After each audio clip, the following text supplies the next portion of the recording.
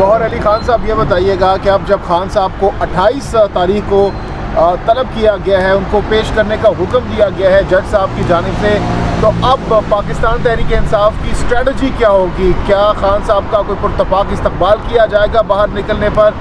क्या आप लोग प्लानिंग कर रहे हैं इस हवाले से?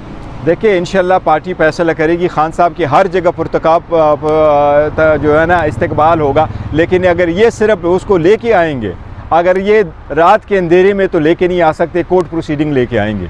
इंशाल्लाह ताला लोग आएंगे और बड़े तादाद में आएंगे। इंशाल्लाह ताला बहुत बड़ा इस्तकबाल होगा खान साहब। अच्छा, बैरिस्टर गौहर साहब बताइएगा कि आजकल इंटरव्यूज़ के बड़ा सेशन चल रहा है, मलिक रियाज का भी इंटरव्यू सुना है कि रिकॉर्ड हो चुका है, समझते हैं कि ये भी कोई पार्टी में डेंट डालेगा? देखो, इन्होंने जितनी कोशिश करनी थी, जिससे ये कोई इंटरव्यू ले सकते सबसे ले ली हैं।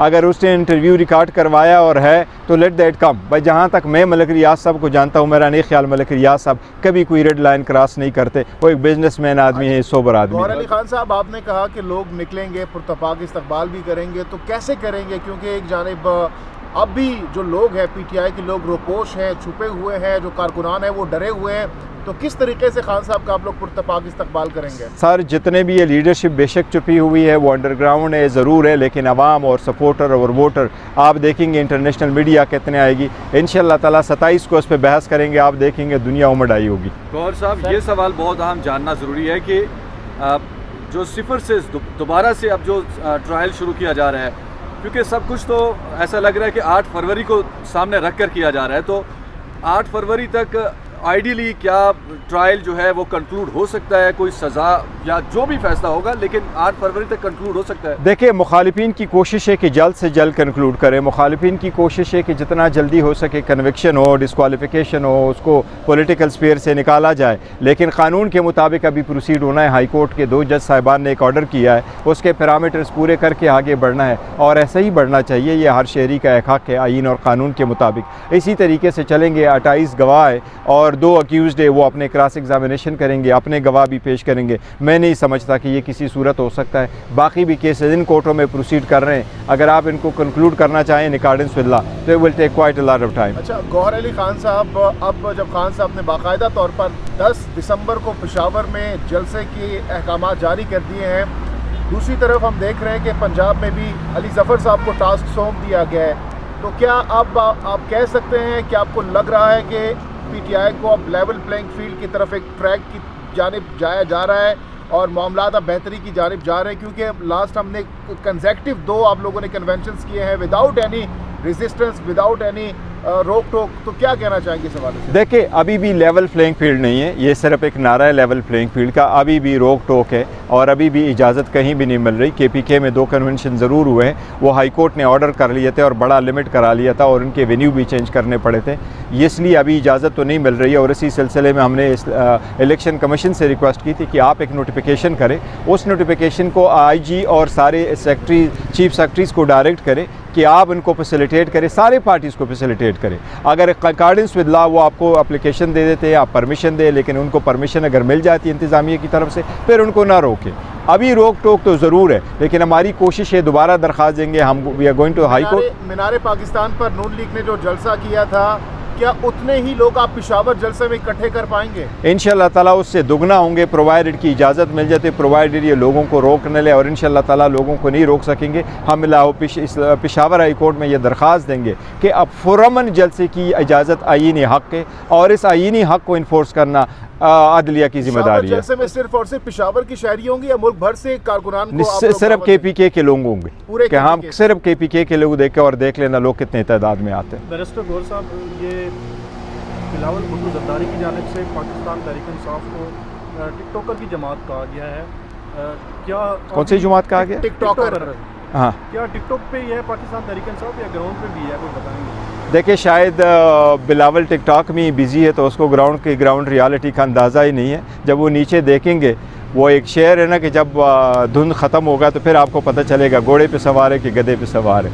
भुट्टो जरदारी को पता चल जाएगा, और वो पता चल जाएगा इंशाल्लाह कराची में। बैरिस्टर साहब, इमरान खान की रिहाई के लिए अब कानूनी तौर पर ऐसा नज़र आ रहा है कि अलकादर ट्रस्ट केस अगली रिकावट है, उसमें ज़मानत की एप्लीकेशन कहीं फ़ाइल की है अभी या कोई फ़ाइल नहीं की गई? देखिए, ज़मानत की एप्लीकेशन आप फ़ाइल कर सकते हैं। अभी जो लॉ चेंज हुआ है उसके मुताबिक पहले आपने ट्रायल कोर्ट में देना और ट्रायल कोर्ट के बाद आप हाई कोर्ट आते हैं और सुप्रीम कोर्ट आते हैं। चूँकि अभी जुडिशल हुआ नहीं है इसलिए वो एप्लीकेशन फ़ाइल नहीं हुई, लेकिन इमीडिएटली इंशाल्लाह एप्लीकेशन फ़ाइल करेंगे। अलबत्ता ये ज़रूर है कि मशरिक बैंक का जो लेटर आया है दैट स्पीक्स फॉर इटसेल्फ कि नहीं पैसे इनके हुकूमत पाकिस्तान के थे, न हुकूमत पाकिस्तान की रिक्वेस्ट थी।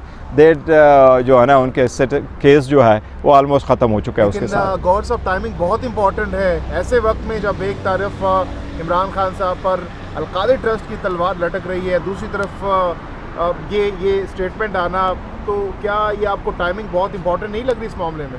अब मशरिक का स्टेटमेंट आना, देखिए मशरिक का स्टेटमेंट जो है 18 अक्टूबर को सुप्रीम कोर्ट ने एक ऑर्डर कर लिया था और 10 कंपनीज 10 अकाउंट जहां से पैसे ओरिजिनेट होकर के पाकिस्तान आए थे, सुप्रीम कोर्ट ऑफ पाकिस्तान ने उस केस में प्रोसीडिंग करते हुए ऑर्डर कर लिया था और मशरिक को भी नोटिस गया था कि आप ये भी डॉक्यूमेंट दे दें। तो ये सुप्रीम कोर्ट के हिसाब से आए, हमने न किए और न हम फैसिलिटेट कर सकते और नहीं हमें ये पता था। पेश होंगे। देखो, जिन लोगों ने उनको रखा है वो तो इस बात पे बज़द होंगे कि जी उनको ना पेश किया जाए और उनका ट्रायल जो है इन कैमरा किया जाए, उनका ट्रायल जेल में ही किया जाए। लेकिन let's the common sense and the good sense must prevail now. बड़ा हो गया, आपने अगस्त में कर दिया। मेरा तो ये ख्याल है कि आज जज साहब कहते हैं कि मैं रिक्यूज़ करता हूँ, मैं ये केस सुनता नहीं, क्योंकि जितने मैंने ऑर्डर कर लिए, हाई कोर्ट ने मेरा एक ऑर्डर नहीं बल्कि सारे के सारे ऑर्डर सेटिस्फाइड कर लिए। इन सर्कमस्टांसिस में let this case be decided by someone else. लेकिन anyway, if he has to proceed let सही, लेकिन अच्छी बात है कि वो ओपन ट्रायल हो। देखो, आईन और कानून में कोई कंसेप्ट नहीं है कि आप किसी का ट्रायल कर लें। आपको याद होगा 23 अक्टूबर को मैंने एक ट्वीट किया था, इंडाइटेड और नॉट इंडाइटेड, गिल्टी और not guilty, each and every order of the trial court जो है वो अनकॉन्स्टिट्यूशनल, इलीगल है और हाई कोर्ट उसको अनकॉन्स्टिट्यूशनल डिक्लेयर करेगी। तो यही है, हुआ है, अच्छी बात है कि ऐसा ही हो। सर ये बताइएगा कि वीडियो लिंक के ज़रिए क्या फ़र्द जुर्म आयद हो सकती है या खान साहब को पेश करना ज़रूरी है? देखिए, फ़र्द जुर्म के लिए तो लाना ज़रूरी है। हाई कोर्ट को पहले हमने एक दरख्वास्त दे दी थी और हमने कोर्ट को कहा था कि हमारी जो इनके सिक्योरिटी कंसर्न उन वक्त जो थी F8 कचहरी में, उस वक्त हमने ये एक गुजारिश की थी हाई कोर्ट से और रिट पिटीशन फ़ाइल कर दी थी और हाई कोर्ट से रिक्वेस्ट ये की थी कि हमें वीडियो लिंक के ज़रिए से इजाज़त दी जाए। तो हाई कोर्ट ने उस पर एक तफसीली आर्डर दे दिया था और हाई कोर्ट का ये कहना था कि बहरहाल बेल मैटर में भी इनिशियल स्टेज पे और ट्रायल में भी आखिरी स्टेज पे और इंडाइटमेंट के लिए किसी का पेश होना अदालत में लाजिम है। तो वीडियो लिंक के ज़रिए से इंडाइटमेंट नहीं हो सकती। अच्छा, बैरिस्टर गौर साहब, आप बताइएगा कि आज जो है वो इलेक्शन कमीशन में बहुत बड़ा फैसला आने वाला है। PTI की इंतखाबी निशान के ऊपर आज फैसला आने वाला है। अगर आप समझते हैं कि बल्ले का निशान PTI को नहीं अलॉट किया जाता तो आपकी स्ट्रेटजी क्या होगी? देखो, स्ट्रेटजी जो सेकंड प्लान बी हमने रखा हुआ है कि कैसे प्रोसीड करना पड़ता है, लेकिन मेरा नहीं ख्याल कि इलेक्शन कमीशन ये फैसला करेगी कि हम आपसे विड्रॉ करते हैं आपका बल्ला। चीफ इलेक्शन कमिश्नर ने भी कहा था बल्ला हमारा ही है, बैलेट पेपर पे बल्ले का निशान होगा। हम जब मुलाकात कर रहे थे उस वक्त सारों मेंबरान साहिबान और चीफ इलेक्शन कमिश्नर ने ख़ुद कहा था। हमने ये स्टेटमेंट पहले भी दी थी, ये ऑर्डर तो ओरली अनाउंस हो चुका था। फिर हमने 2 दरख्वास्तें दी थी, इलेक्शन कमीशन ने कभी उसकी तरदीद नहीं की है। तो हमें उम्मीद ये ज़रूर है मुझे कि एटलीस्ट बल्ला हमारा ही होगा। मैक्सिमम अगर अदालत हमें ये इलेक्शन कमीशन कुछ एडवर्स ऑर्डर कर सकती है। इलेक्शन कमीशन ने हमारे इंट्रा पार्टीज़ इलेक्शन पे कभी एतराज़ नहीं किया था। इनके जो डॉक्यूमेंटेशन हमारे साथ हुई थी वो ये थी कि आप की डेफिशिएंसी है डॉक्यूमेंट्स में, फॉर्म नहीं है, दस्तखत नहीं हुआ, लिहाजा वो कंप्लीट करें। तो उम्मीद मुझे यही है कि अगर मैक्सिमम ऑर्डर करेंगे तो ये हमें इंट्रा पार्टीज़ इलेक्शन का दोबारा ऑर्डर करेंगे, जो मैं समझता हूँ कि इटसेल्फ भी गलत होगा। लेकिन बल्ला वापस लेने का देखो, अनलेस की बहुत बड़ी गेम चली हो। बैरिस्टर साहब, 29 अगस्त तक कार्रवाई रिवर्स हुई है साइफर केस में।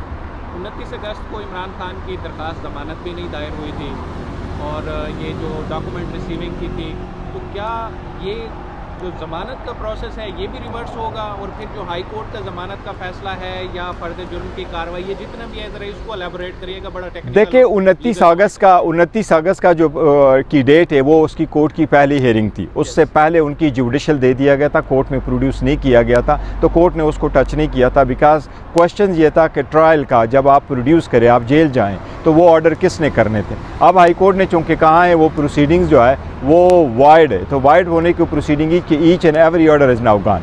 तो मैं तो ये समझता हूँ कि 29 अगस्त से लेके आज तक उसकी जितनी भी कस्टडी है ये भी इलीगल है, वो इलीगल कन्फाइन ही मानी जाएगी।